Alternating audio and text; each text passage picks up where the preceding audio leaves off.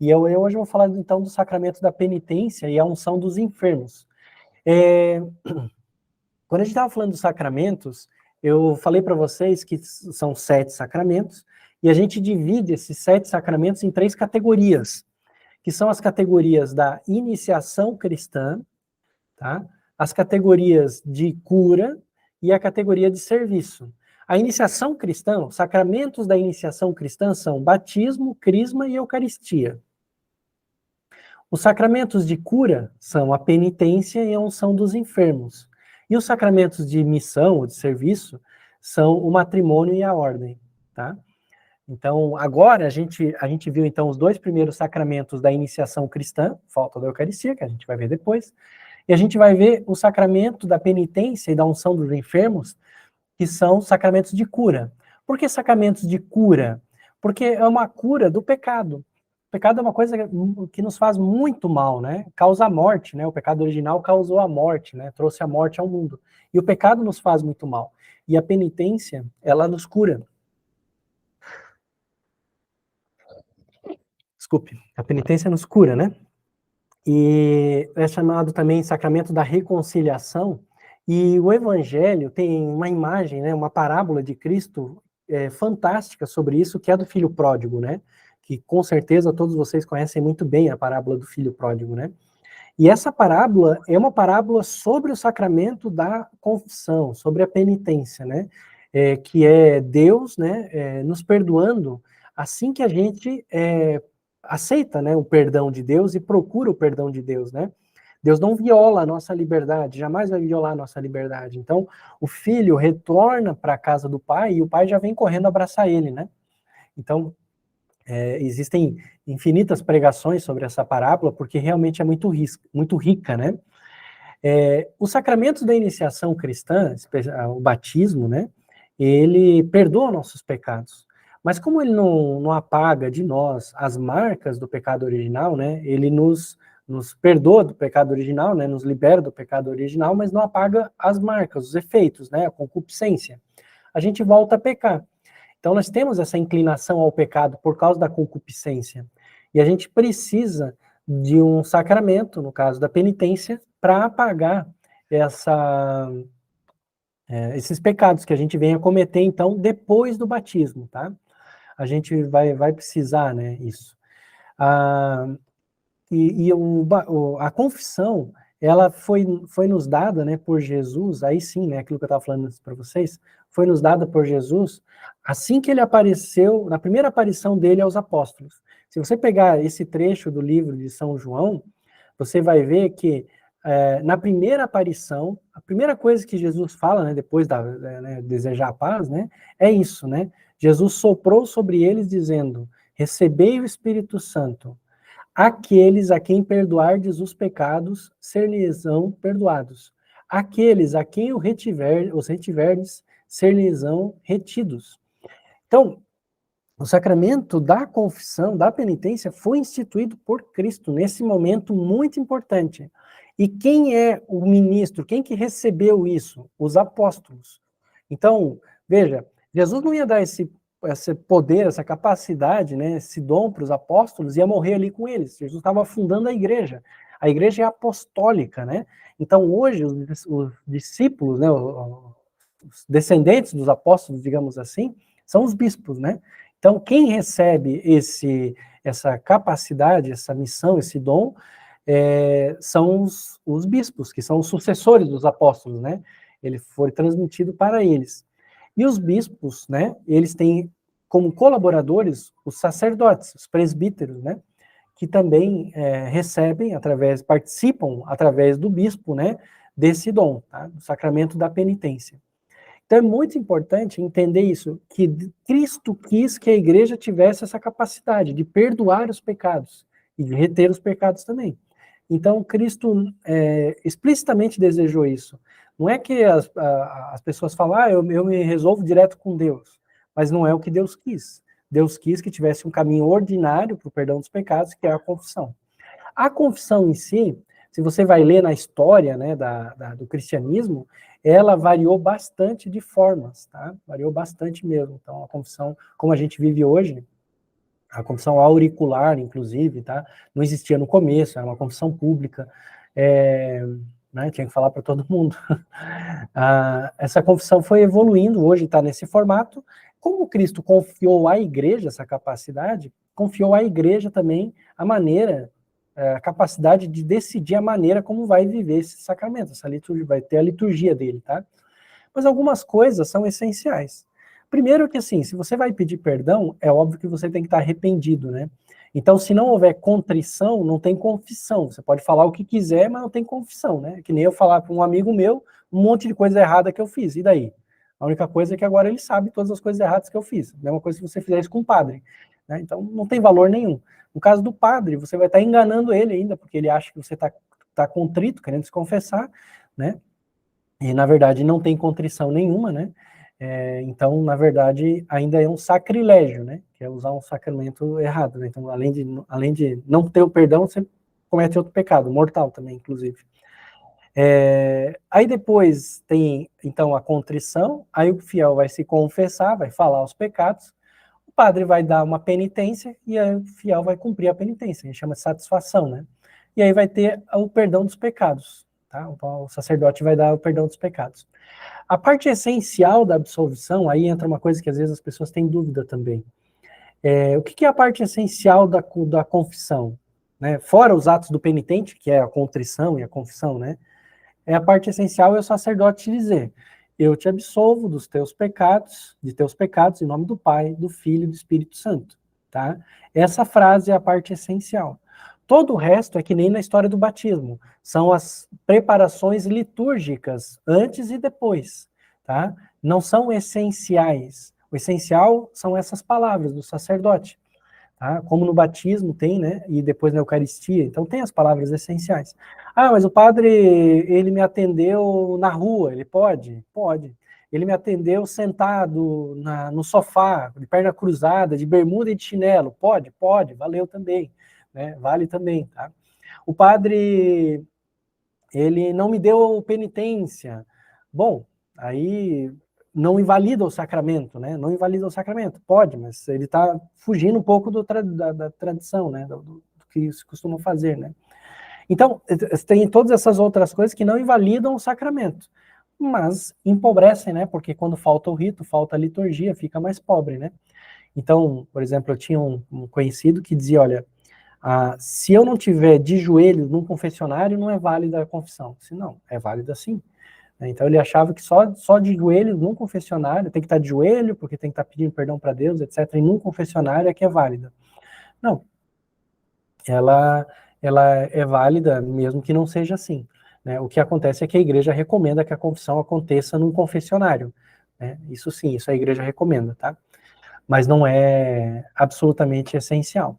Também, né, como é uma coisa de arrependimento, né, um ato de arrependimento, convém você estar ajoelhado para se confessar, mesmo que você esteja numa sala com o sacerdote, não no confessionário, né, eu estou numa sala, o sacerdote está me atendendo ali, não convém que você fique sentado, né, convém que se você se ajoelhe, se houver espaço, né, se ajoelhe diante do sacerdote, não precisa estar colado também, né, no colo do sacerdote, mas se ajoelhe e confesse os seus pecados ajoelhado, né, isso é o conveniente, né. E aí tem o rito, inclusive quem quiser, na página da obra, tem depois umas cartelas com o rito da confissão, muito, muito interessantes, até poderia ser um apostolado imprimir aquelas cartelas e deixar em umas igrejas aí que atendem confissão, sabe. Então, essa parte aí do sacramento tem o essencial e a parte litúrgica que é muito importante. Agora, muito importante é, como eu disse, que a pessoa esteja arrependida de verdade, né, dos seus pecados. Por isso, muito importante que a pessoa faça exame de consciência. Se supõe que todo mundo que chegou para a confissão fez exame de consciência, se preparou para aquela confissão. Às vezes, né, não naquele instante próximo, imediato, antes da confissão, mas fez o exame regularmente, né? Nós costumamos fazer exame de consciência toda noite, né? O exame geral, né? Então, todo dia a gente está fazendo exame de consciência. Quando a gente chega para se confessar, a gente já fez muitos exames de consciência, né? Para poder chegar naquela confissão, né? E, claro, um pouquinho antes da confissão, repassa, né? Os exames de consciência, tá? refletindo sobre as nossas culpas e sentindo dor pela nossa culpa. Aqui também, às vezes, as pessoas ficam um pouco com dúvidas, né? Mas que tipo de dor eu tenho que sentir? Eu tenho que chegar no confessionário chorando, né? Não é isso. Não é dor de sentimento. Mas é uma dor, digamos, no coração, uma certeza de que ofendeu a Deus e está muito triste por isso. Existem duas maneiras de se entristecer pelo pecado. Uma primeira maneira é quando você se entristece porque você ofendeu a Deus e você está triste por ter ofendido a Deus, por ele, né? Por ele, por ter feito isso com ele, sendo ele quem é, né? E existe uma segunda maneira que é você se arrepende porque você está com medo das consequências, tem medo de ir para o inferno, então, pô, tô arrependido aí, Deus vai me mandar para o inferno, tô arrependido, não devia ter feito isso. A primeira forma, a gente diz que ela é perfeita e chama de contrição. A segunda forma, a gente diz que é imperfeita e chama de atrição. Tá? A contrição e a atrição são suficientes para uma confissão. Então, não importa por qual motivo você está indo no confessionário, as duas são suficientes. Mas é melhor a perfeita, a contrição. Porque o melhor é você sentir dor dos seus pecados por ter ofendido a Deus. Né? Entender isso. Não por ter medo de Deus. Não, isso não. Mas, de novo, basta qualquer uma das duas considerações para a confissão ser válida, tá? Então, isso é bem importante. Uma outra coisa importante é o seguinte, como eu disse, muitas pessoas pensam, vou me confessar com Deus, né? É possível receber o perdão dos meus pecados sem ter feito uma confissão com o sacerdote, com o padre? Sim, a resposta é sim. Mesmo pecados mortais? Sim, é possível. Isso a gente diz que pode acontecer quando houver uma contrição perfeita. Contrição perfeita vai acontecer quando a pessoa tem as intenções certas, ou seja, né, se dói, né, por ter ofendido a Deus, por ele ser quem é, e se arrepende de verdade disso, detesta todos os pecados que fez, os graves e os veniais, os que não são graves, né, e tem o firme propósito de, quando der, na primeira oportunidade possível, se confessar com o sacerdote. Por quê? Porque se Cristo instituiu esse como caminho ordinário, comum do perdão dos pecados, se arrepender dos pecados e querer se confessar com o sacerdote é uma coisa só. Porque eu entendo que Deus quis que fosse assim. Então, se eu me arrependi de verdade do meu pecado, eu quero me confessar com o sacerdote. Né? Então, se eu não aceito me confessar com o sacerdote, é porque eu ainda não entendi direito, né, quem é Deus, como ele instituiu a sua igreja, todas essas coisas, tá? Então, pode ser que uma pessoa, né, às vezes, longe de um sacerdote, faça um ato de contrição perfeita e acabe morrendo e vá direto para o céu. Pode acontecer, né? Pode sim. Pode receber o perdão total dos pecados, inclusive pecados mortais, tá? Basta que tenha essas condições, né? Então, essa seria a contrição que ela é perfeita, tá? E a atrição, ou contrição imperfeita, também é válida, tá? A atrição, ela não obtém o perdão dos pecados graves, tá? A contrição imperfeita não vai obter o perdão dos pecados graves, só a contrição perfeita obtém o perdão dos pecados graves. Uma vantagem do sacramento da penitência, né, é que a gente sempre tem certeza que foi perdoado, porque esse é o caminho que Deus colocou, né, então a gente fica tranquilo, fomos perdoados, né. Como é que tem que ser a nossa confissão?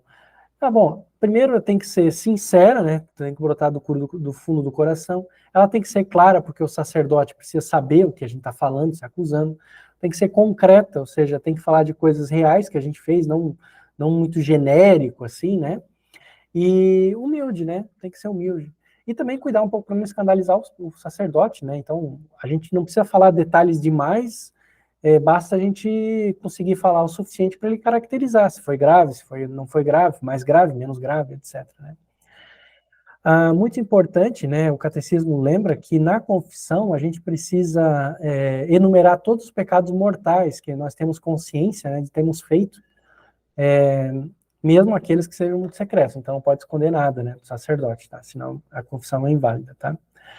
A absolvição que o sacerdote nos dá, veja, ela nos dá o perdão dos pecados.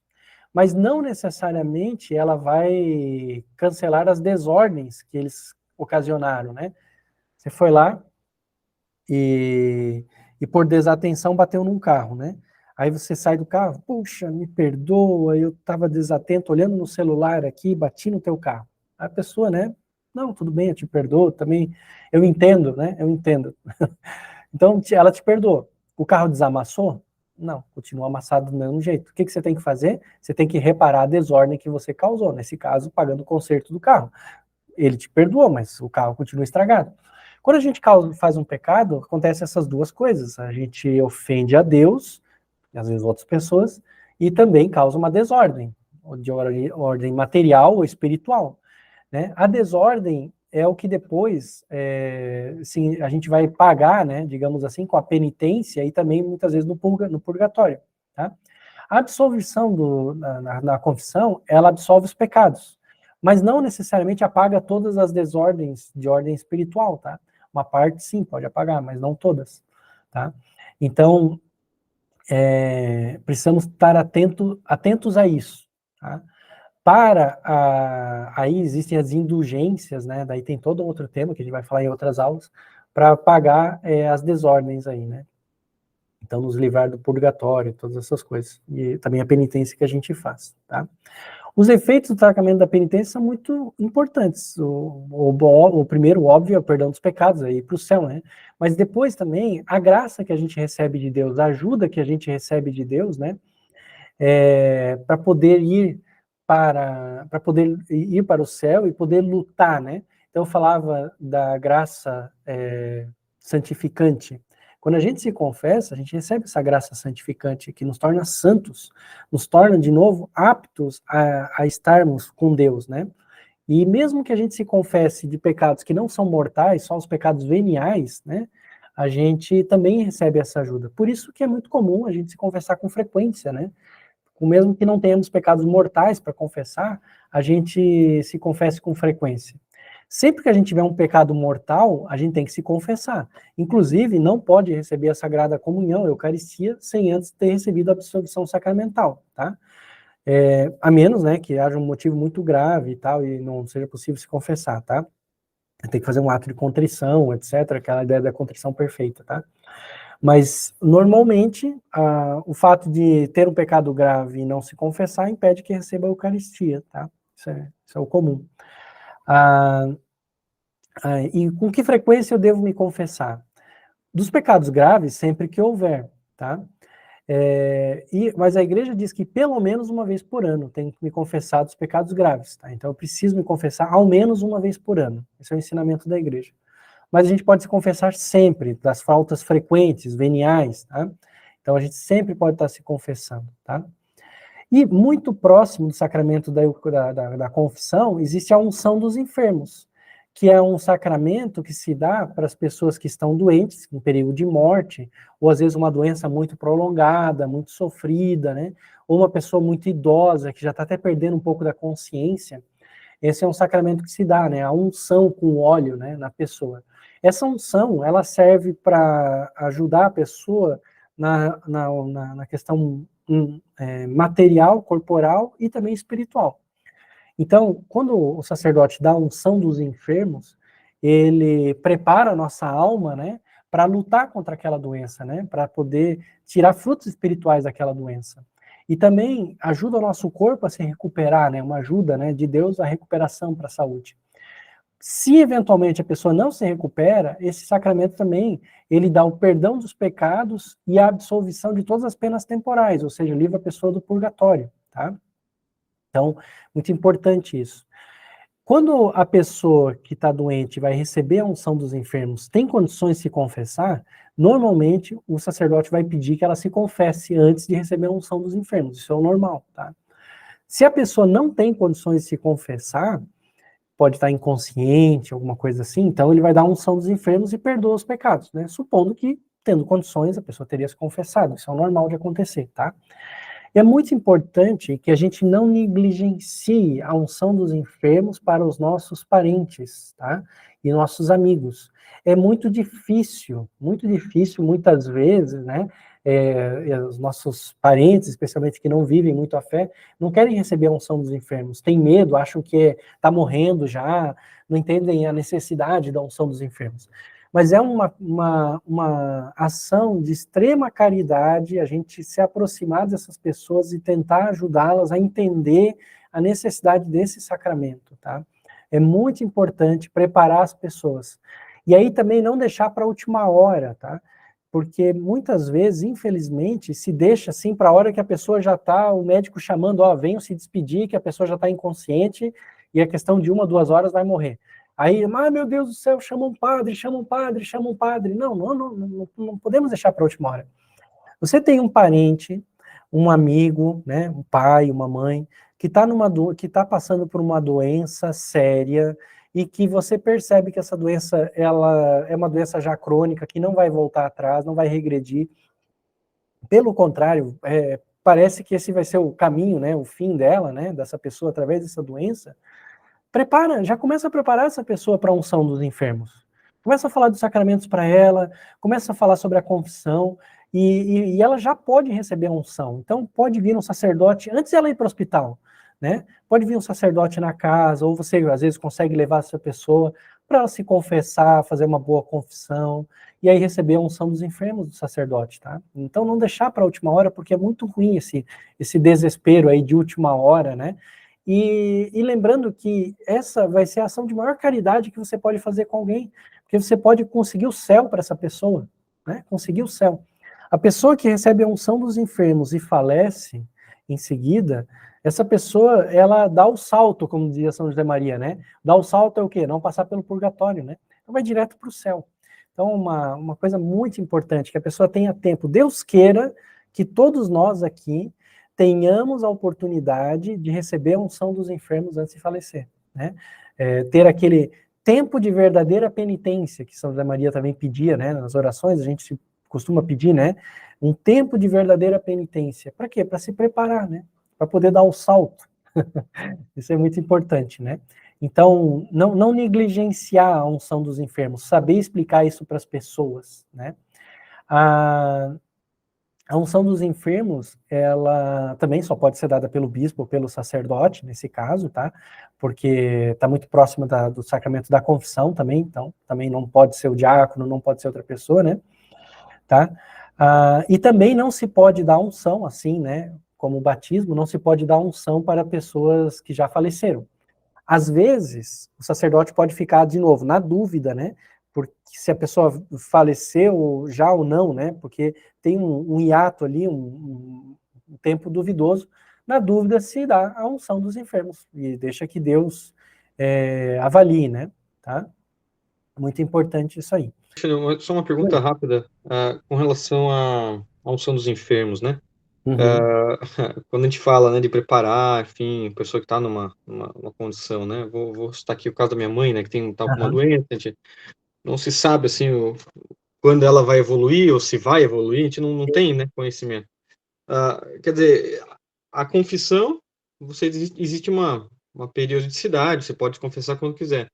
A unção dos enfermos, quer dizer, de quanto tempo, quer dizer, né, tem casos que eu Ótima vou dar mais pergunta. de uma vez, né?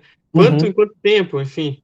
Sim, uma ótima pergunta, muito bem colocado, Gustavo. Eu esqueci de falar sobre isso, é bem importante mesmo.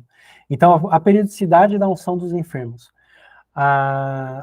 Quando a pessoa está passando por uma doença grave, né, você pode receber a unção num certo momento daquela doença, né? Então, por exemplo, tua mãe pode receber agora, se já não recebeu, mas pode procurar um sacerdote e receber, porque ela está passando, né, por uma doença grave. Ótimo. Então, ela vai pedir de novo daqui a algum tempo. A igreja diz que se a doença não evoluir, não piorar, não vai pedir de novo. Mas Uhum. se ela, por exemplo, ela se cura e depois volta a ficar doente, daquela mesma doença ou de outra, essa pessoa pode pedir de novo a unção dos enfermos. Ela pode voltar a pedir a unção dos enfermos para a mesma doença se houver um agravamento e tiver mais, Uhum. né, e as coisas Entendi. piorarem, né? Isso é o que a Uhum. igreja ensina hoje. Se você for olhar vários desses sacramentos mudaram um pouco a maneira como administrar, mudaram um pouco não, mudaram bastante a maneira como administrar ao longo da história da igreja. Uhum. A unção dos enfermos também, que chamava-se antigamente extrema-unção, né? O nome até assusta, né? Extrema-unção, né? Mas antigamente só se dava unção no leito de morte mesmo. Tanto o sacerdote perguntava, não, mas o sujeito tá para morrer agora? Se não fosse no leito de morte, não se dava. Hoje já a igreja administra diferente.